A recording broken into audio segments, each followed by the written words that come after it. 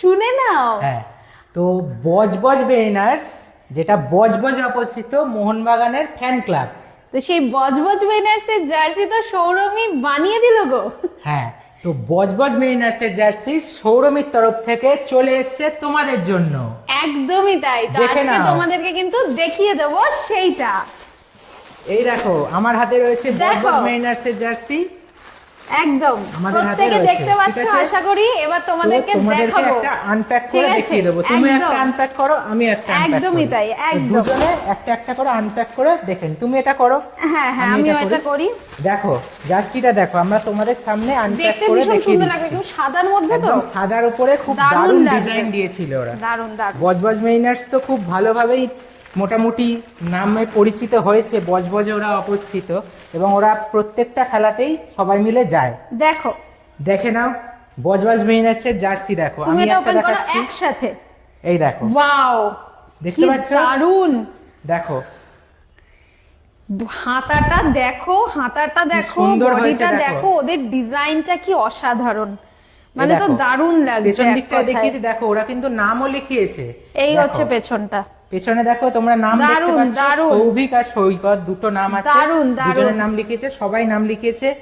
এখানে দেখো, তোমরা দেখো আর এর আমরা মধ্যে কি ভীষণ লেখা আছে খুশি, আমরা তোমাদের ভীষণ খুশি। কোয়ালিটিটা দেখো, জাস্ট কি সুন্দর কোয়ালিটি করেছে দারুণ ওরা। কোয়ালিটির দেখো শুধু, ঠিক আছে? আচ্ছা, একটা থেকে দেখিয়ে দিই কিরকম কি দেখো ওরা হাতায় লোগোটা কি করেছে। লেখা আছে দেখো, ওয়ান ক্লাব ওয়ান লাভ। দেখতে দেখো পাচ্ছ? ভালো করে তোমরা দেখে নাও। এই দেখো, ওয়ান ক্লাব ওয়ান লাভ, কি সুন্দর একটা একদম। করেছে। দেখো এই সাইডে দেখো কি লিখেছে, জয় মোহনবাগান। জয় মোহনবাগান। দেখো কি সুন্দর লেখা রয়েছে, জয় মোহনবাগান। দেখতে পাচ্ছ? এই দেখো এখানে রয়েছে ওদের লোগো, বজবজ মেরিনার্সের যে বজবজ লোগোটা মেরিনার্স সেটা এর রয়েছে। লোগো।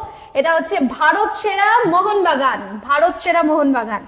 রয়ে এটা গেছে হচ্ছে বজবজ মেরিনার্সের বজবজ মেরিনার্স নাম পিছন দিকে, আলট্রাস মোহনবাগান।